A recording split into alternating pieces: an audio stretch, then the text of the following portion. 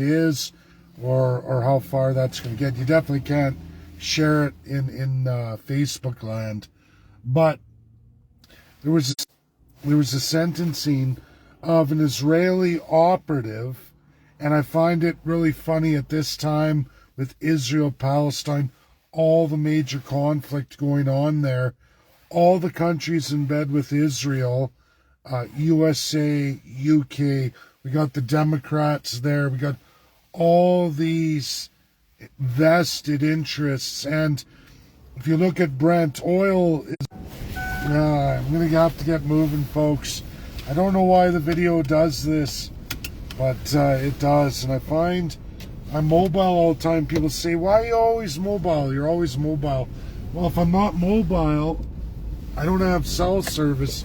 And it sure seems like I'm getting hit. I don't know anybody else that goes through that. I think I'm the only one, which kind of begs the question. I'm with Bell. I have an impressive plan. So it's cockamamie and weird, to say the least, that I go through this. And of course, as soon as I'm mobile, things work really good. And you gotta wonder, right? Why can't you be staged too long in one place to be comfortable to do a video? And then of course the sun in the winter time, it makes my videos hard to do, and then people don't want to watch them. But this is breaking news, and I don't know how much of it's made it to Canada or will get shared around Canada. But an Israeli operative just got sentenced today, and he had to make his closing statement to address the public. And he apologizes to all the people he hacked, which are in the thousands. There's thousands of victims.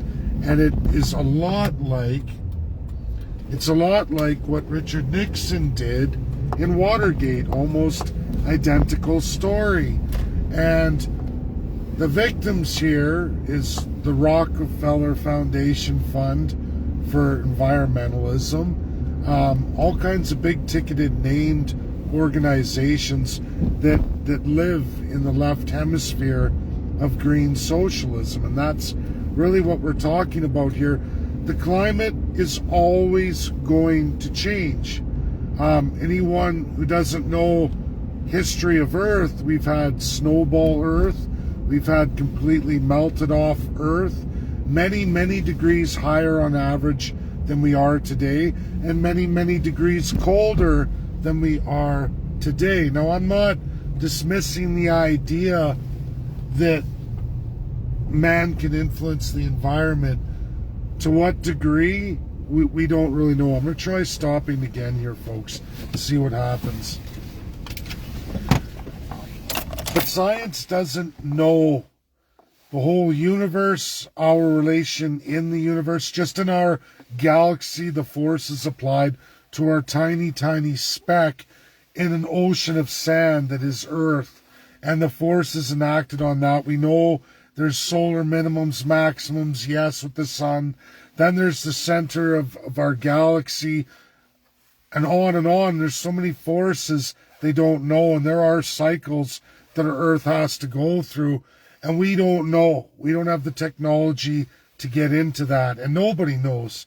It's just like the weatherman. Can the weatherman truly predict a day's weather? No, it's probably the one thing, the one specialization where you can get it wrong routinely and constantly be wrong. Even in a 5-hour period, you can be extremely wrong about the weather and where it's going to be. I mean, they're getting better, but we don't have the technological possession to do that.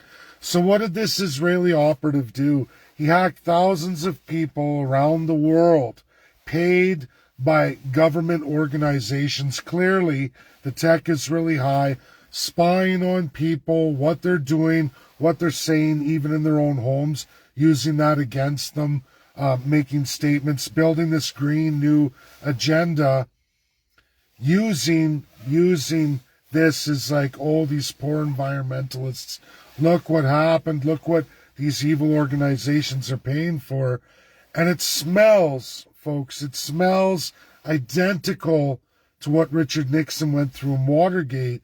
And if you don't know the history of Richard Nixon, he did the most spectacular international designs in our history since World War II. One of the greatest presidents in international law.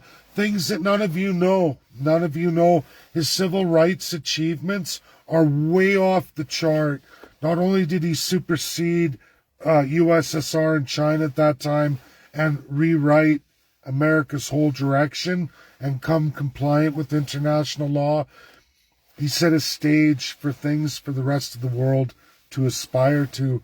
And just like that, snap of a finger, he ended up like JFK, Ronald Reagan shot, attempt assassination. It happened to Richard Nixon right between the two. And what was it that he had done? So much in international relations, so much for the betterment of mankind, globally, nationally, and absolutely regionally in the United States. I always say this, it's one thing to make laws and legislation, it's another thing to make sure those laws and legislation are enforced and enacted. And of all presidents in the history of the United States, Richard Nixon literally walked the walk and enabled the legislation physically. Means he got on a plane, he flew to locations where laws weren't being followed, and put his life as president of the United States up on a podium for anyone to assassinate him at will. And I mean, when they're firebombing buses, Richard Nixon walked those buses in and said, if you're going to kill children, you're going to have to kill me first.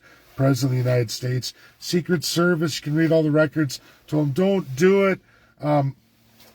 African American high level ministers and speakers for the public really recognized in African America in those years going into the 70s, told him, don't do it, you're going to die. And he did it anyway, he didn't die.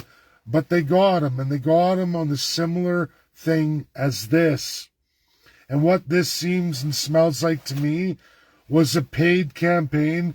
Honestly, folks, where Joe Biden is with Israel and this Israeli operatives, I mean, UK and Israel right now against Palestine, it wouldn't put it past, folks, who would have that power, that authority, that ability to get into all of these security nets when we're talking about the United States, Homeland Security, and so many more FBI. Who would be able to hack into New York and Massachusetts, get away with this for so long? Well, it would be a government itself and governments around the world. I don't know if this operative, now that he's sentenced, he said in his closing remarks this morning that he has much more to say, much more to detail. Are we going to learn who his clients were, who hired him, who had the technical know-how, the locations, the servers, everything else? Who would have that intel? I hate to say it, folks, but this isn't some private org. This is a governmental inside job. And anyone who doesn't see that, I'm sorry, just look at Watergate and what befell Richard Nixon for doing the exact same thing. Now, this is large scale. It's epic scale, really, thousands of individuals.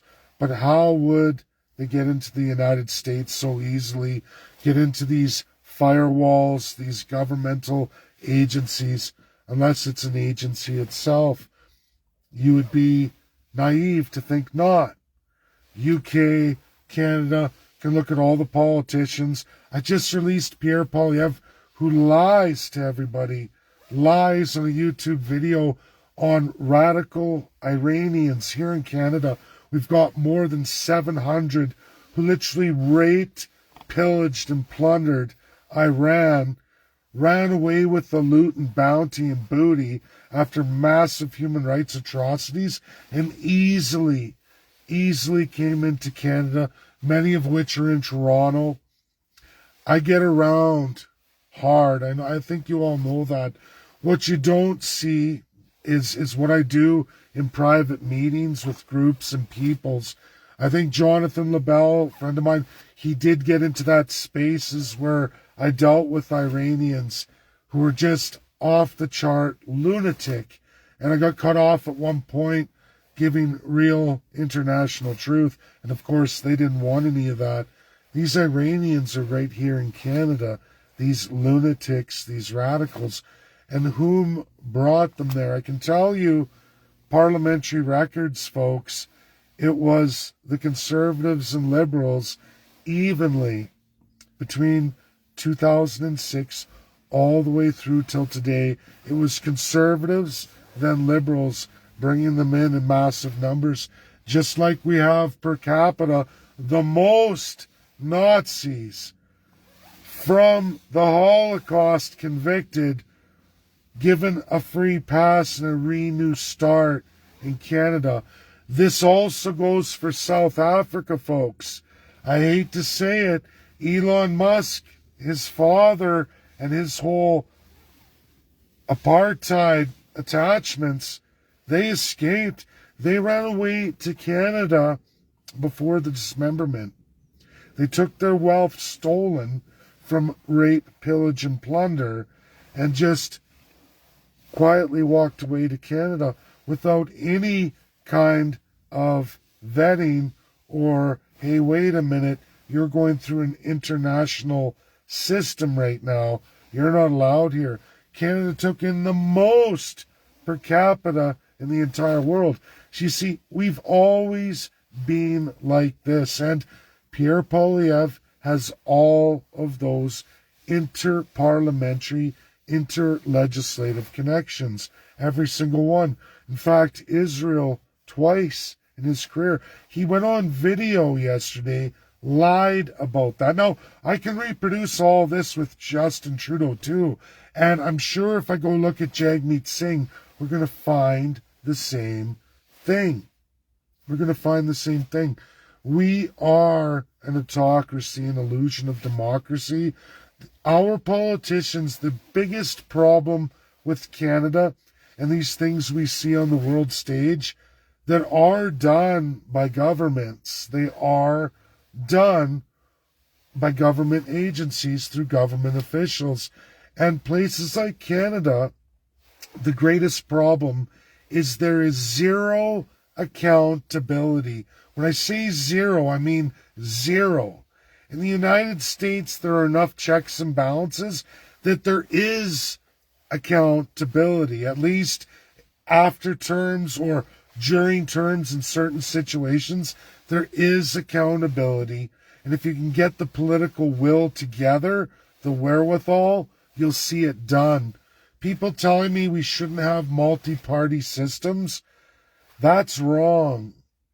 And you might be able to justify it in a design if you have absolute accountability, absolute rules of governance, absolute rules on how to govern that they must follow like a checklist. And then you have to have outside of that government agency, an agency to look after that. And so when I talk about one party, multi-party, and democratic process, I don't think it matters so much as having their instituted and separate from that executive or even the legislative branch or even the judicial branch, checks and balances institutions to incorporate the people's accountability by making them follow rules of governance and how to govern. That has to be articulated, and I believe it has to be codified in the highest laws of the land.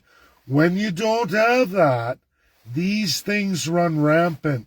People like Pierre Poilievre yesterday on a video talking about the Iranians says, I've never had any intergovernmental history at all. It's never been my specialty. Oh no, not me. But yet when you pull the parliamentary records, that was 100% a lie. In fact, he's got 6 straight years of multiple posts and committees on exactly that. With a lot of these countries, at specific times, are huge red flags. Especially when we look at Europe or the UK, when we look at Hong Kong, China. We look at massive theft from Canada, from China and intellectual property. Who was the committee member with China? And you know who you find when we got robbed in Nortel? Do you know who that committee chair was, intergovernmental, with China? It wasn't Justin Trudeau. It was Pierre Poilievre. And he just lied yesterday. I don't make this video like I'm a friend of the Liberals or friend of NDP. I'm a friend of the Canadian people. We've got radical, out of control government officials in power or going to become in a highest seat of power. Do you really want all the crimes they committed in the past at their own wealth enhancement? And when I say their wealth enhancement, it's pathetic. Literally for hundreds of thousands of dollars, they've cheated you, the people. That's me, you, all of us who work hard our whole lives, get devalued, get robbed of everything, and have to work harder, watching our children suffer more greatly than we ever did. And it gets worse and worse. Yet these government officials literally took tens of thousands, hundreds of thousands to cheat us out of hundreds of billions of dollars, entire industries, for whose benefit? And these are our friends, and everyone's going, bring these people forward. You can't have anyone come forward in a system like Canada, a system like the UK, many other systems in the world broken, controlled solely by elites and special interests that are only there to weaken all the people, subjugate and crush them, and keep squeezing them like a rag, twisting it for every drop of blood you can get out of them, more and more, till there's no blood left in the rag, and then you're making deals to have the promise of all their offspring's blood. Squeeze those rags out, and the promise of when they're born and come to the age of working capability. This is what people have to understand. There are no rules of governance. There's no rules on how to govern, and there certainly is zero accountability in Canada. Just look at Justin Trudeau. Radical green environmentalism. There are dirty stains over all of this. It's falling apart. Now things are coming out. People doing agendas, people twisting things. All of a sudden now there's some Israeli operative that was targeting all of these Green New Deal people. Oh, feel sorry for them. Another basic bullshit. That's what I call it as.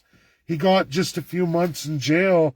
I don't believe it's truthful. I think this is more staged, a bear trap like what befell a president of the United States, one Richard Nixon, because he was making things better for the little people.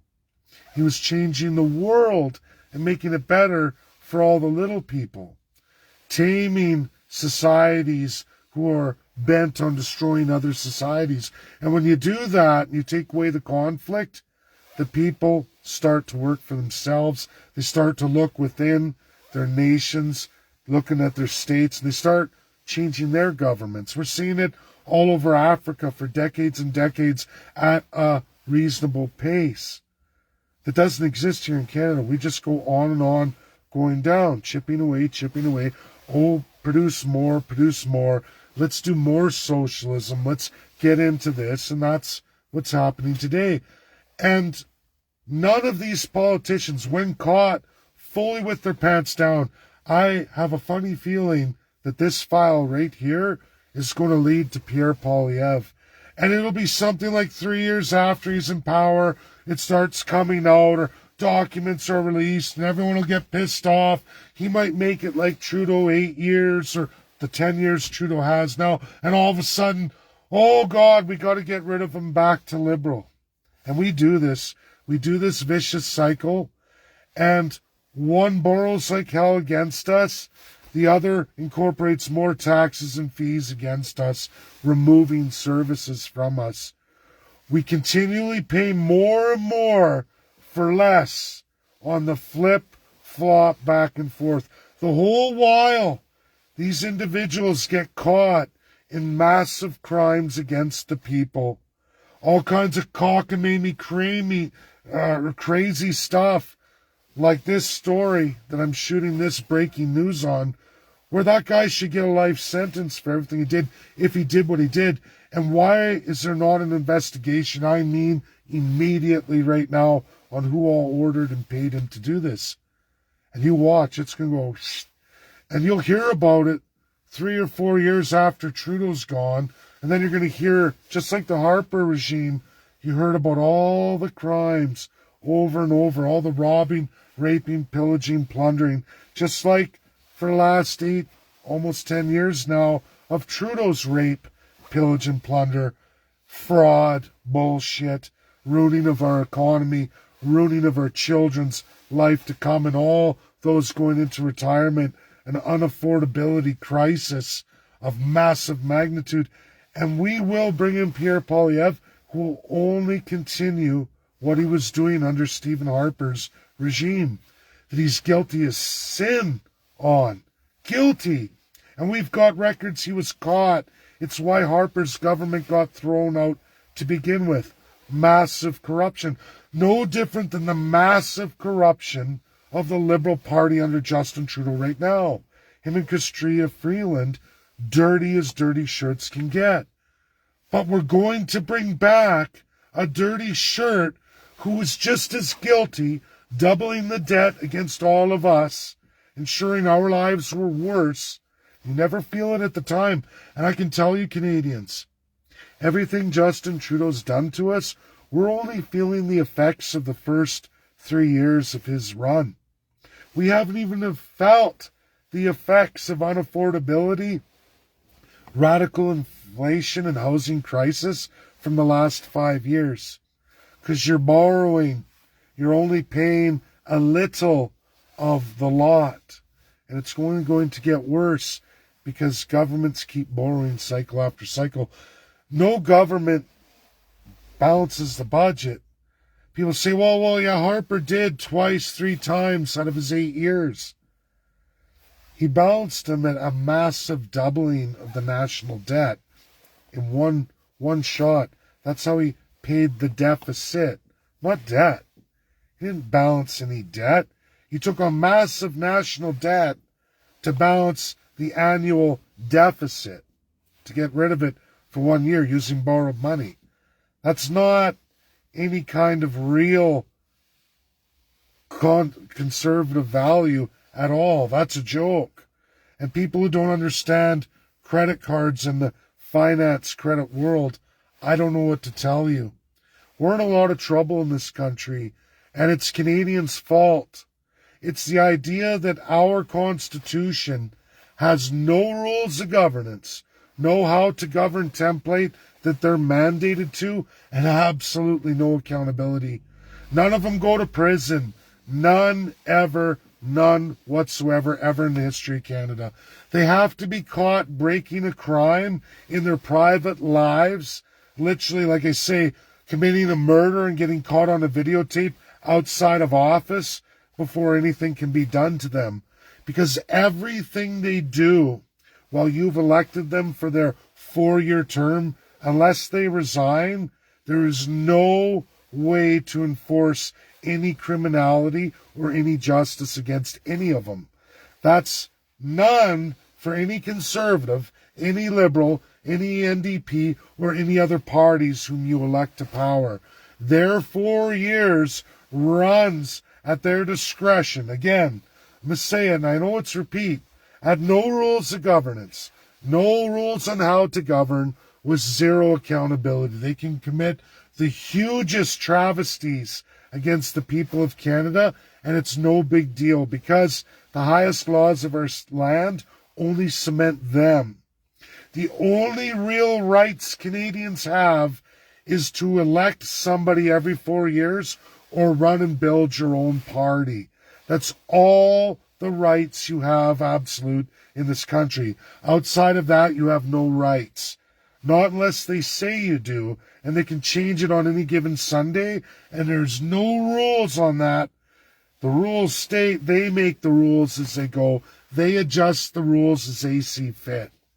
The customary crown law of this country. And why things like this Israeli operative go so far and so wide and vast. You're going to find down the road many of your politicians today are in this like a dirty shirt. Criminals. Because they've always been criminals. But not in Canadians' governing system and highest laws of the land. Those highest laws of the land say they are the highest laws of the land. They do set the rules, and the judiciary, the legislative branch, are under the executive absolute. And if they breach anything, it's at their discretion to resign or not. Look at Trudeau. I don't have to leave unless I want to resign. And you have to vote me out even if you do challenge me. And right now, NDP and Bloc don't want that because they're going to lose the seats they already have. You get it? The will of the people is never there. It's never been there. Politicians take the will of the people, tell you what you want to win that election cycle, and once in power, they quickly, immediately revert back to their old ways. Oh, we promised you 3 laws we give for you, but we're going to expense you with over 150 other laws that come from special interest groups and intergovernmental organizations all over the world to your detriment. And it's never going to change, Canada, until you have a constitution codified, meaning written by you, the people, that at least, at the very bare minimum, writes rules of governance for those you elect, rules on how they are to govern, and an absolute system of accountability for all those you elect to run your government, run your nation, to serve you. Because right now, you serve them as gods. That is the system of Canada, and anyone telling you anything other than that is a bold-faced liar. That means Jagmeet Singh, Justin Trudeau, and Pierre Poilievre, and all the other leaders, if they're not talking constitutionalism, constitutional conventions by you, the people, things like Nortel, things like this Israeli operative hacking all these people all over the world for major political interests of countries not in your best interest, Canadians, to convince you to get into a Green New Deal or convince you that these people are telling the truth and it's not fraud and they've been victimized and we need radical change. I don't know what to tell you. You're in big, big trouble because the rest of the world is not going that way. USA's seen that. China's not going that way. India's not going that way. Russia's not going that way. And many, many others. It's a couple of colonial assets attached to a superpower or two. They're forcing you to change your system, to give up your market share that they're gobbling up as fast as you throw it away. Who's working for who? And again, this story of this Israeli operative has played out in history before. Richard Nixon is the most freshest, called Watergate. It happened to him.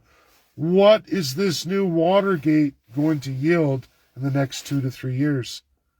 I bet you there's some Canadian politicians that are going to get leaked out. Just like all the leaks of Justin Trudeau by the Groves.